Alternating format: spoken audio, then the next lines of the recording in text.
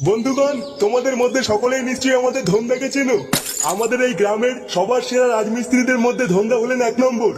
এই ধন্দাই হলো আমাদের ভাতারমারি গ্রামের গর্ব। আমাদের সকলের ভুলে গেলে চলবে না, এই ধন্দাই কিন্তু তার পায়ের ঘাম মাথায় ফেলে আমাদের এই ভাতারমারি গ্রামটিকে উন্নত করেছে।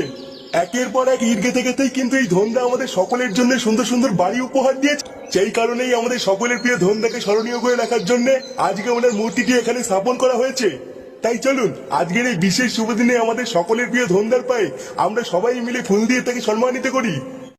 আরে বাস, এতে হেভি ব্যাপার। হ্যাঁ, বারা আজকাল রাজমিস্ত্রিদের তো দেখছি হেভি সম্মান। হ্যাঁ,